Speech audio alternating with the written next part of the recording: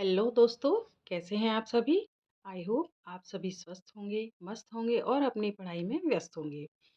तो आज हम सीखेंगे इंट्रोडक्शन ऑफ एलजेब्रा। हमने पिछले वीडियो में देखा था थोड़ा सा कि एलजेब्रा होता क्या है।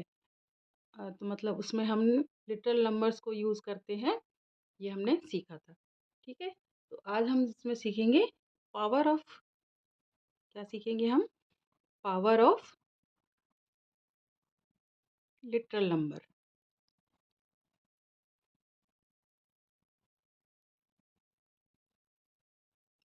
पावर ऑफ लिटरल नंबर्स का क्या मतलब है? जैसे कि मान लीजिए पूछा गया है कि area of square. Area of square क्या होता है? साइड इनटू साइड, है ना। साइड इनटू साइड, मान लीजिए साइड ए दी है तो ए इंटू ए। इसको हम स्क्वायर फॉर्म में भी लिख सकते हैं, ए स्क्वायर। स्क्वायर यानी दो बार हो गया, ए और ए दो बार जब मल्टीप्लाई होता है तो हम इसको स्क्वायर फॉर्म में ऐसे लिख सकते हैं। अगर तीन बार मल्टीप्लाई हो रहा है तो हम इसको कैसे लिखेंगे? ए की पावर 3 या ए क्यूब। मान लीजिए चार बार हो रहा है तो ए की पावर 4। तो इस तरह से जब ऊपर, इसको हम बोलते हैं पावर या एक्सपोनेंट, और ए जो हमारा है वो बेस है। तो ए है, ए की पावर मान लीजिए 3, इस तरह से। तो जो ए है वो हमारा क्या है? बेस। और इसको हम क्या बोलते हैं? इसको हम बोलते हैं एक्सपोनेंट या power.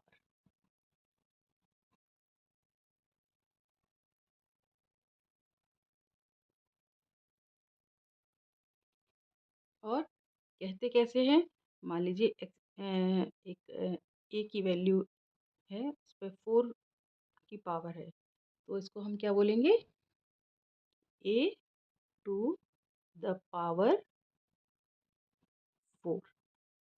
A to the power 4, इसको हम इस तरह से बोला जाता है। ठीक है, तो ये तो हमारा पावर का कॉन्सेप्ट हुआ। इसके बाद आता है, नेक्स्ट कंसेप्ट आता है हमारा वेरिएबल एंड कांस्टेंट।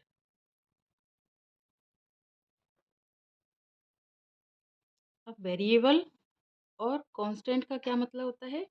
वैसे अगर इसका सीधा सीधा मतलब देखा जाए तो वेरिएबल मतलब होता है कि जो चेंज हो सकता है, कैन चेंज।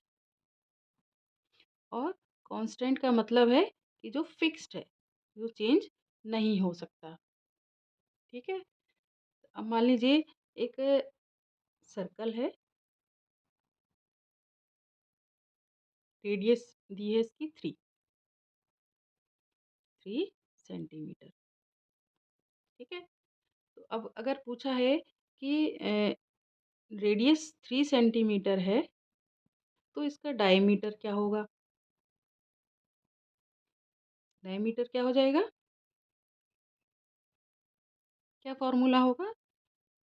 2 इंटू रेडियस, है ना। डायमीटर क्या होता है? डायमीटर होता है यहाँ पूरा, यहाँ से इस पॉइंट से लेके इस पॉइंट तक जो सेंटर से जो लाइन जाती है उसको हम डायमीटर कहते हैं। तो यहाँ से ये आधा तो हुआ रेडियस, और इस रेडियस का डबल हो गया डायमीटर। तो डायमीटर का क्या फॉर्मूला बन गया? 2 इंटू रेडियस,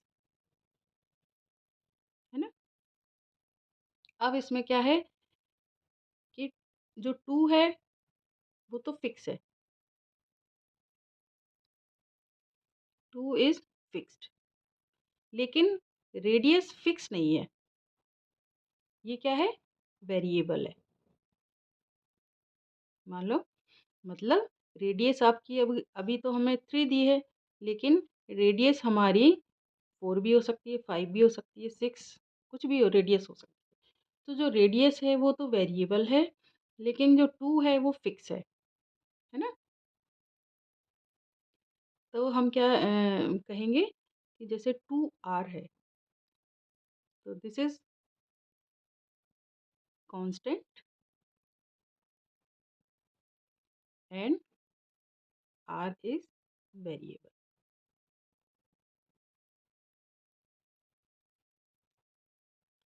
तो जो क्वांटिटी चेंज होती रहती है उसको हम बोलते हैं वेरिएबल, और जो क्वांटिटी चेंज नहीं होती है और फिक्स होती है उसको हम बोलते हैं कांस्टेंट। ठीक है। नेक्स्ट हमारा कंसेप्ट है कोफिशिएंट। कोफिशिएंट क्या होता है? जैसे एक एग्जांपल है, अ, मान लीजिए 3 × 2 = 6, है ना? तो ये क्या हो गया? प्रोडक्ट हो गया। ये तो हमारा आंसर हो गया। लेकिन इसके फैक्टर्स क्या क्या हुए? 3 और 2, ये फैक्टर्स हो गए। अब इसी को अगर हम लिटरल नंबर्स में ले लें तो क्या होगा? x × y क्या होगा? xy। तो ये क्या हो गए? ये तो फैक्टर्स हो गए हमारे, है ना? और ये हमारा हो गया प्रोडक्ट। अब इसमें कोफिशिएंट का क्या मतलब है? कोफिशिएंट है कि एक्स वाई में, ये एक्स वाई, एक्स है वो वाई का कोफिशिएंट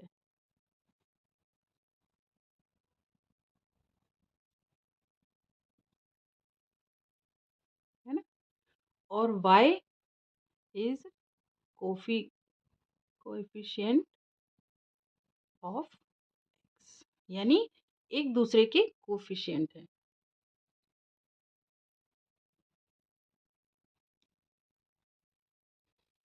अब अगर इसी को न्यूमेरिकल वे में कहा जाए, यानी कुछ साथ में नंबर है,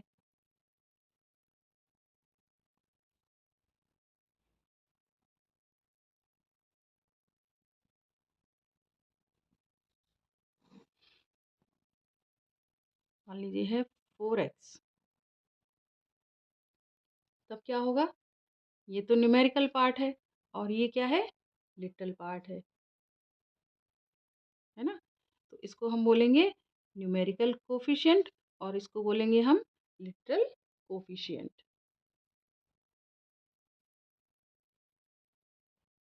जैसे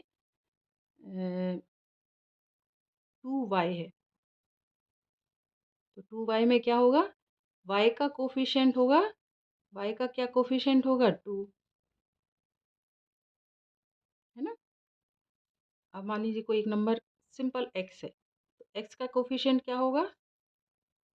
x का कोफिशिएंट होगा 1, क्योंकि ये 1 ही मान लिया जाता है कि इसके आगे 1 ही लगा हुआ है, लेकिन लिखने में नहीं आता है, लेकिन इसको माना जाता है कि इसके आगे अगर कोई भी नंबर नहीं है तो वो 1 है।